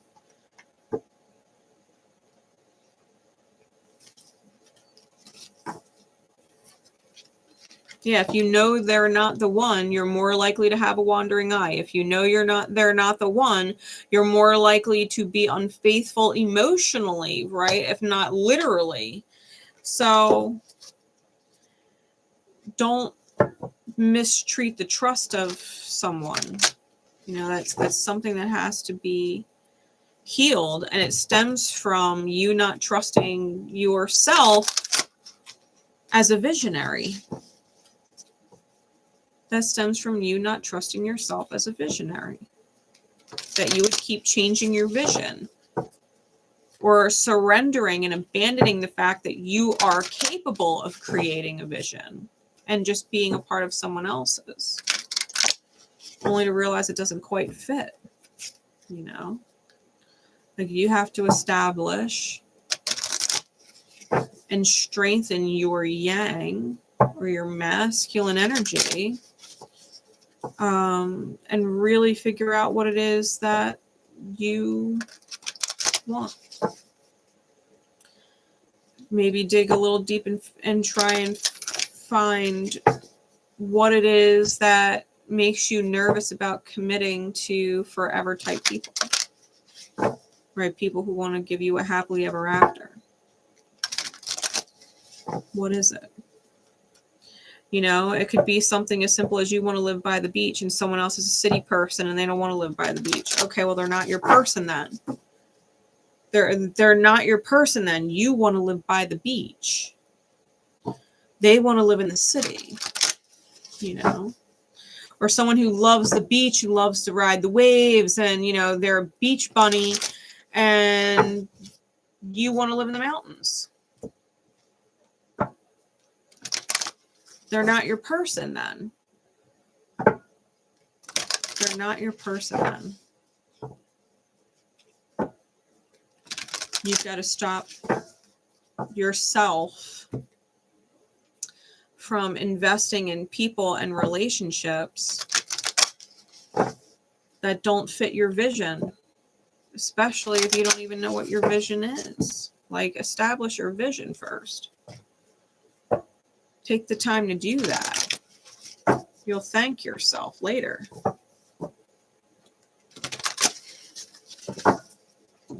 All right, secret code name Circe.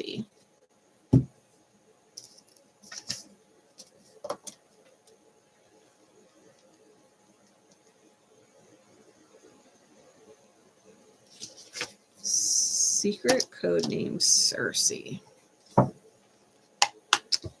Spirit, please.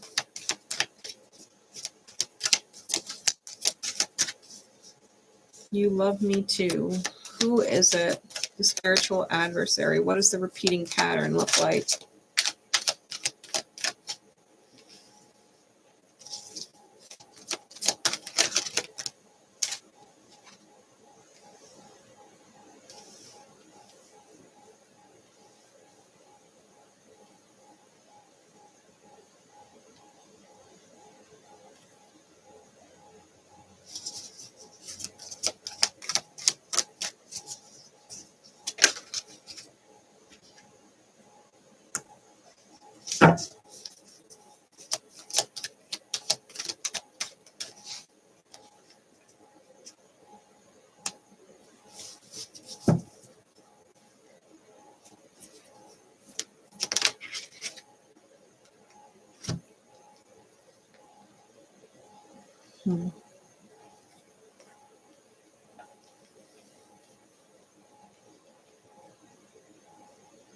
All right.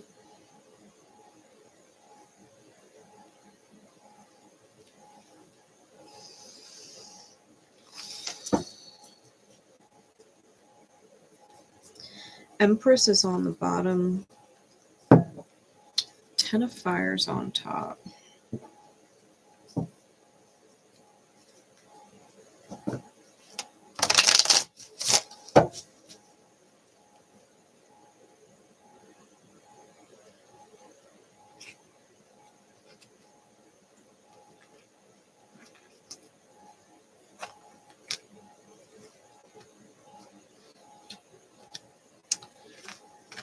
Okay.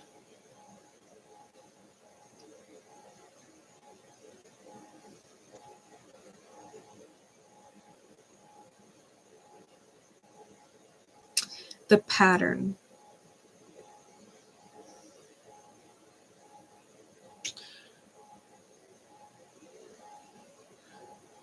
stems from being torn on having to walk away.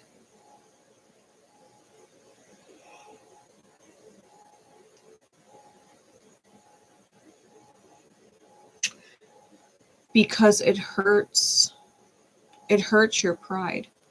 You don't actually like being wrong about someone or something. If you see someone's potential,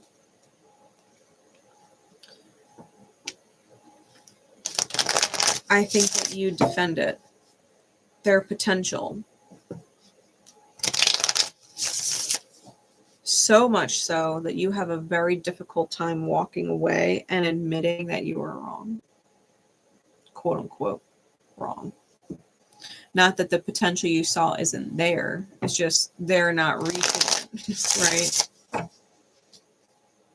And the wish fulfillment becomes self-sabotage, and you feel betrayed by the other people that you believed in. You feel betrayed by them, like they let you down by not choosing their potential because you gave them so many chances or opportunities to reach that potential, right? So much support for them to reach that potential. When they don't reach it, it hurts that you have to walk away and admit that you were, quote unquote wrong. That you thought that they would heal with the help, that maybe they just needed help to heal, right?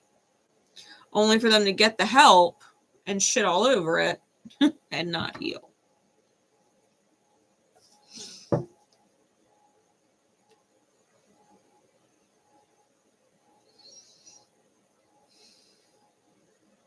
And you communicate honestly. I got the Queen of Air here. You communicate it, what it is you want for someone. You give them guidance, wisdom on how to achieve it.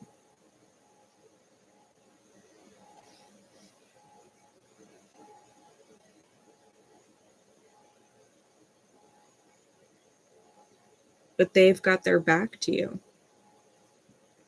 You shine too bright.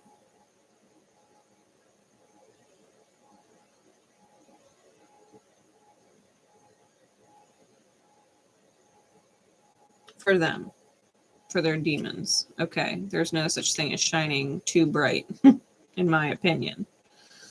The brighter you shine, the more demons you irritate.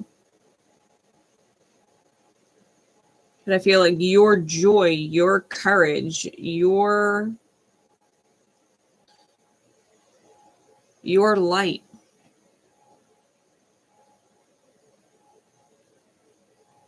only brings their demons closer to the surface for them to look at. They have to face their demons. Being around you means they have to face their demons, and there's resistance there. They can't picture themselves being with someone who shines that bright. They can't picture themselves being with someone who literally makes them look at their demons and has to heal it, right? That they would have to force their demons out of their behavior, out of their patterns, out of their psyche, right? They would have to rid themselves of their demons and how their demons play a role in their life. And the more brightly you shine for them to help them, the more turned off or deterred they are from you, because they're like, you're too much for me. Like, you're too bright and I don't want to heal. Like, it's too much. My demons don't want me to heal. And so there's this conflict, right, where you kind of have to start over. Five of Fire with the Fool card, like this conflict that you have, this leap of faith that you need to take in order to move forward. Otherwise, you're just going to stay stuck in the conflict, right?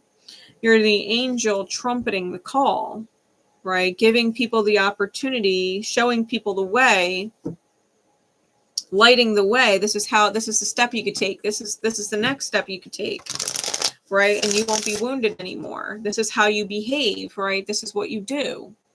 This is what you need to do or need to stop doing, right? And they're just like, you're making all my flaws way too obvious. And I ignore those. Right? That's essentially what they're saying. You shine so bright. I can't ignore my demons, and that's what I'm good at. They pull the strings behind the scenes in my subconscious, and I choose things that are not in my highest good because of them, and I'm not willing to excommunicate them. They do what they do. I don't know who I am without my demons being the puppet masters and pulling the strings for me.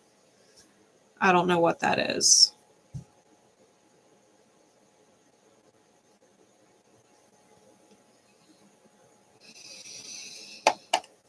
Clarities, please.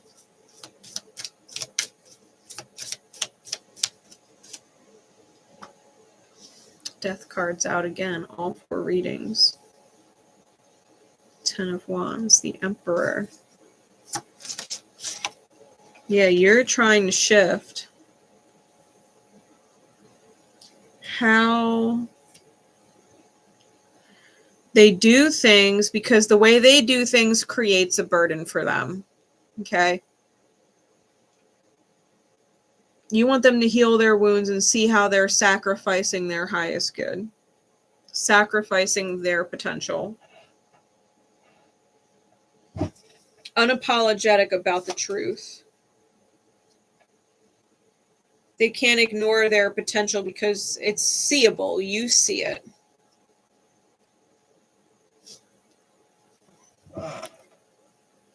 But when they don't see it, when they choose to ignore it, you have to move forward.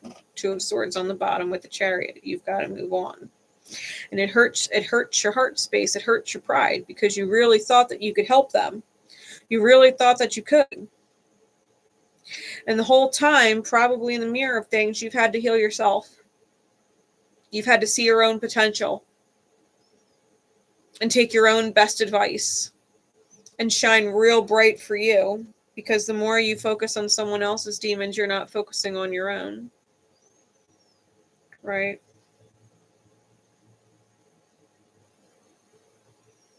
Circe, do what I say, see what I see, and you'll be happy. And they're like, but I can't. I have to get back into my pattern.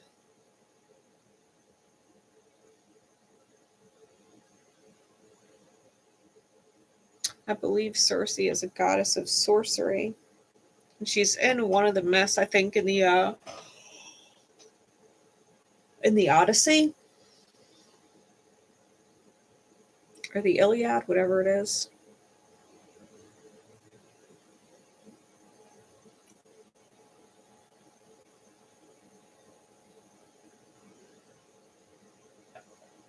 Like, people can only stay inside your light for so long. They can only be around your magic for so long. And I would even go as far as say as your magic is addictive. That belief that you have in people, that encouragement, that ability to let them lean on you energetically, the 10 of Wands.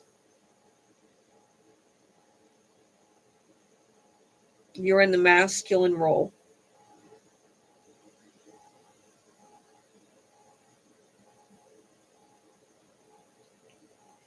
For someone else. You're in the masculine role that someone else should be in.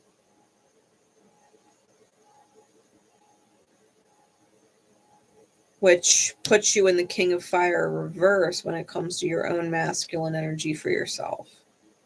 Like you're acting in alignment in accordance with what someone else should be choosing for themselves and negating what you should be doing for yourself in the process. This is the repeating pattern from past lives, right? That you're closing out this life cycle.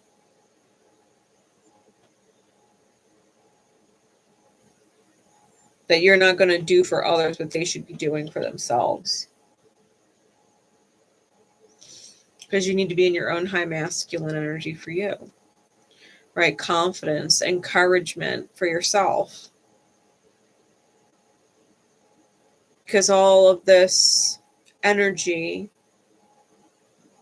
that you put into other people that they receive, you're the one that needs to receive it, right? The Empress is on the bottom.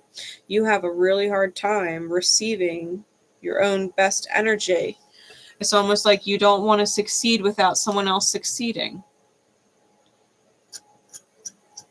Might also be a fear of success then, because you don't want to succeed until other people do.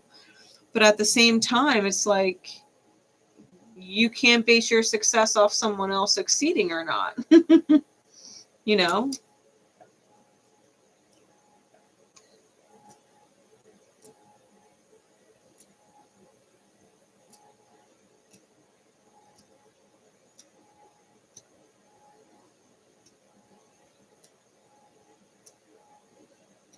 Like you're not a failure because someone else fails to reach the potential you see in them, whether they see it or not. Like you're not a failure because they refuse to face their demons, you know?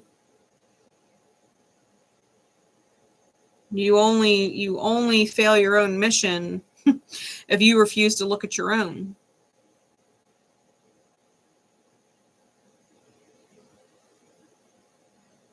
And so I think your mission is to restore your own peace and to triumph in your own light.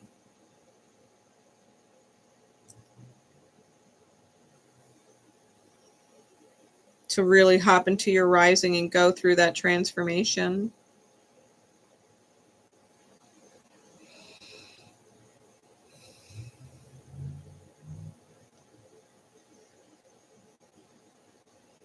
I think when you do that, it's extremely lucky.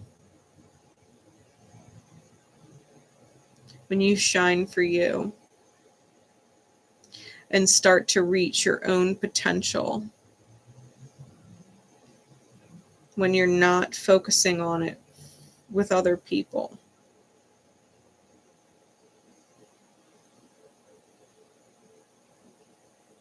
When you lean into you and choose for you and face the truth that you don't want to be conflicted,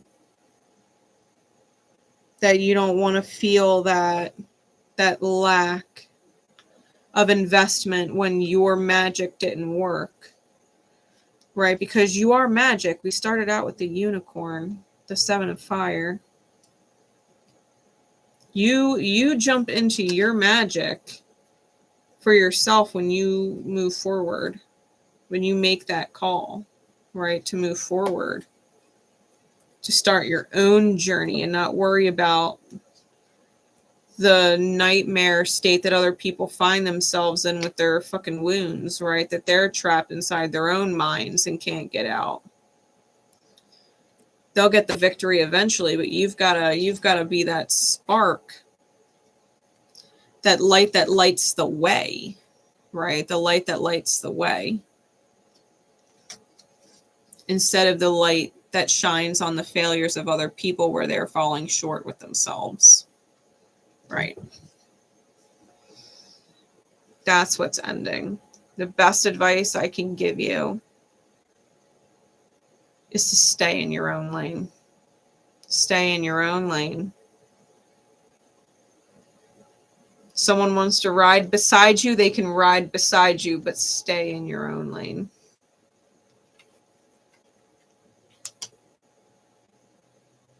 You keep focusing on you and your potential and reaching that potential in this life, right? That you would be able to live to your highest good expectations of yourself. Expectation might be the wrong word. That you would be able to live up to your highest good vision for yourself, right? If you want to be a beautiful, stable mother, if you want to be a beautiful, stable inspiration of a person, right? If you want to lead and show others what it's like to choose and prioritize the self, right? If you want to get a certain education and do a certain field of study like that, let yourself be your best investment. Give yourself those pep talks and whatever that you would otherwise give someone else, right? Give yourself those wonderful communications, okay? I love you all. I appreciate you for coming and tuning in. I'm going to go hop over and do the live for my members so that we can do our forgiveness and gratitude release, so that we go into the Pluto and Aquarius cycle free of the Plutonian chains of Capricorn in the past and leaving them behind, right? Freeing them and letting it go with love and with light. So if you want to partake, you can join the membership. Otherwise, my beautiful diamonds, I will see you in just a bit. Bye, everyone.